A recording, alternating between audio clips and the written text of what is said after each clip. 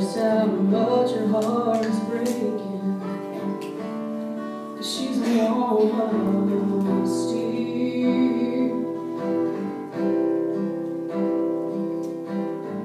And everybody knows her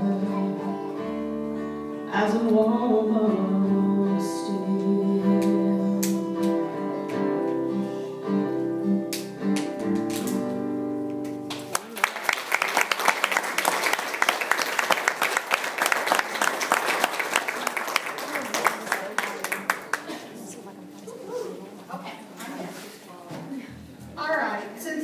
I'm the favorite. I have many memories. You got to turn around here, Mom, so I can see your face. We're going to give her medication renewed later today.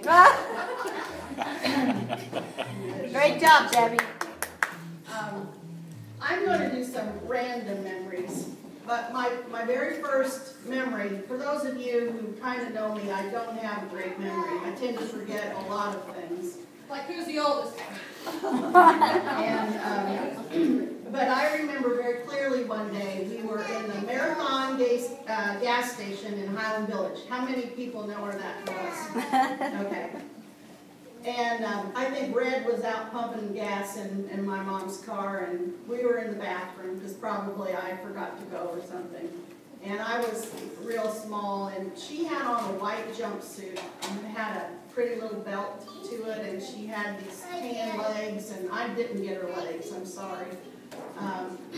But her hair was all fixed, you know, because we were going to town. And I thought she was putting on her signature red lipstick that she doesn't wear anymore. But I thought I have the prettiest mother in the whole world. And I still do. So that's one memory. And then another memory I have that's real special to me involves my brothers. And my mother disciplined with dust mops. And my brothers would fight over the car keys in the morning to go to school because they only had one car and they had to share it. And usually the fight involved who was going to ride.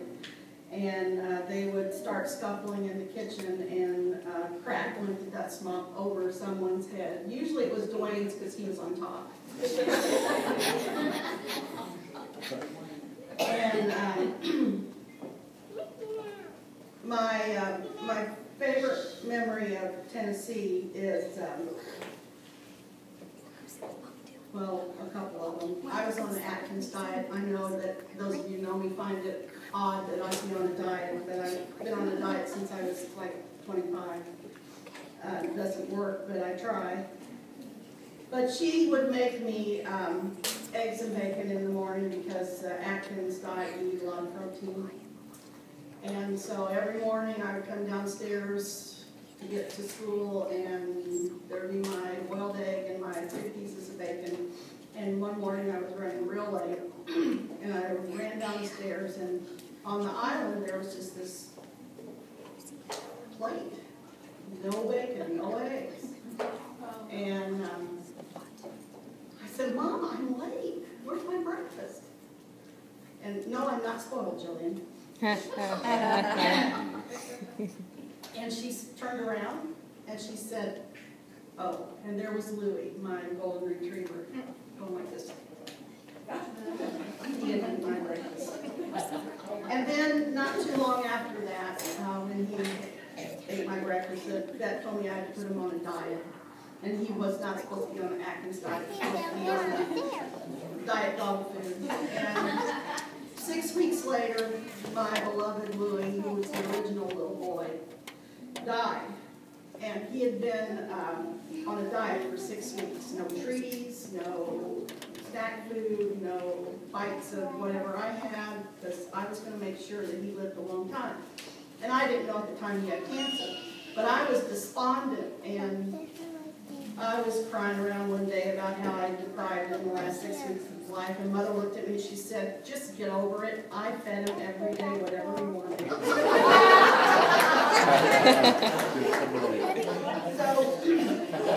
She did.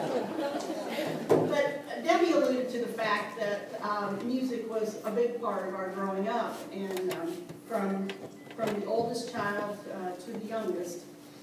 And Mom nurtured that music, and she allowed us to have all kinds of loud instruments in the house. But I remember when I was a senior, I did, Janice Ian had gotten a Grammy at 17, and I just thought I had to sing that song at the musical review. Denise, do you remember that? Yes.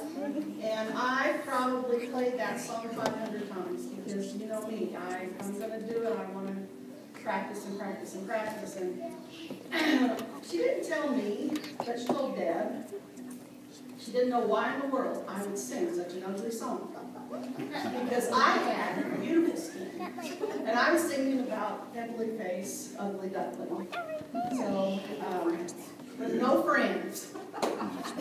You had one. I had one. I still have the same friend. So, in honor of that memory, I'm going to do something by Janice Ian, but it's not anything to do with ugly people. And we've only practiced twice. And you have to go over my left because my right ear. That's my fault. You know, I carried you right like this. But we've only practiced this twice, and I wish we could have practiced a lot. I love Deb to death, but she doesn't practice. She doesn't practice. And you'll probably wish you practiced more too. And you know, she still does the very same thing that she did when I was young. I lost count how many times she went me back in the day. Practicing this song. The last two songs. The last two times.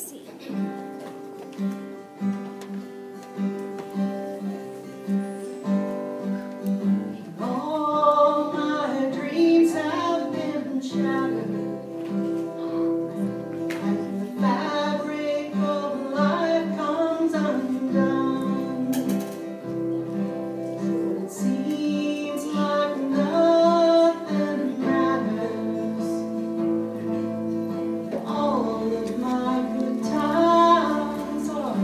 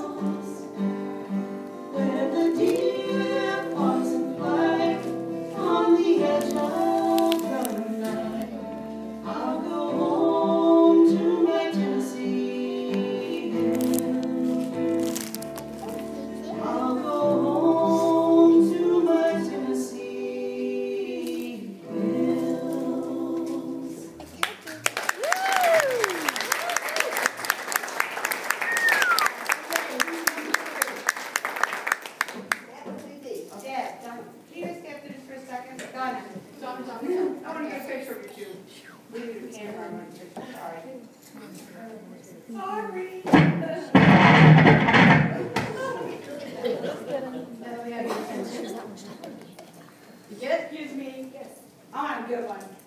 You know where this is gonna end up, right? Yeah. Good job.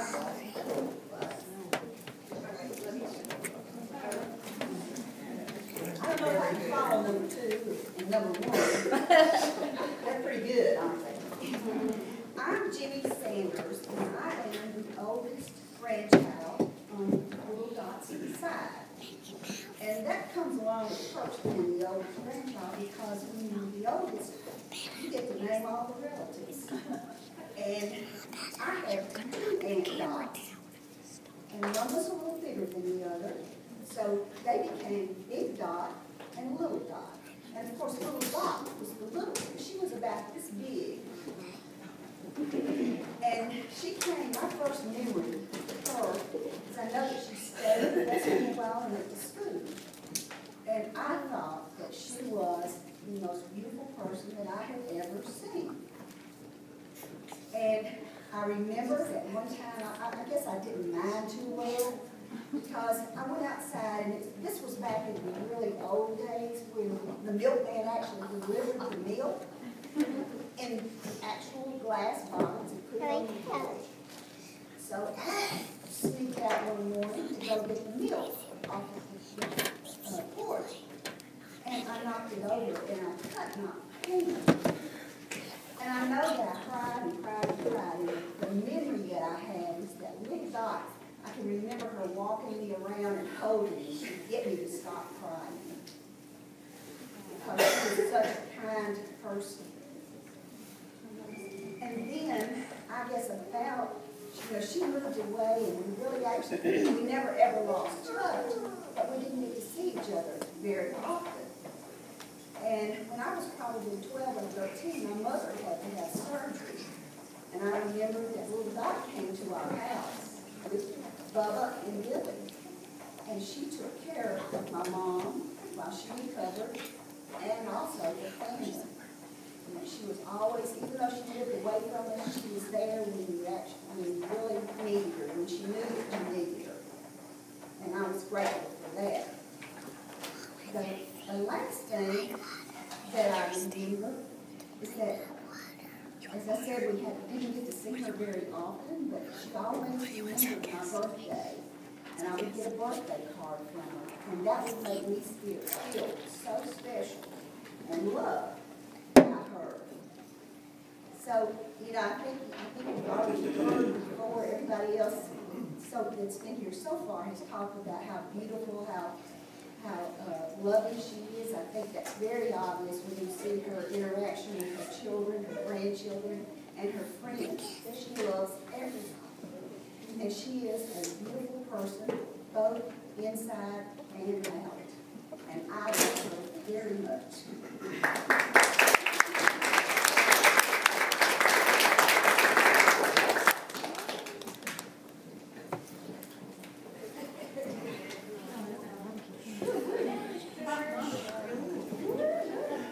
Hi, I'm Alice. I am Tommy's sister. Debbie's really my sister. Tommy's just I've known Dottie probably almost 20 years now. Worked with her at Hospitality House, and then Deb and Tom got together, and she became part of our lives. One of my fondest memories of Dottie's,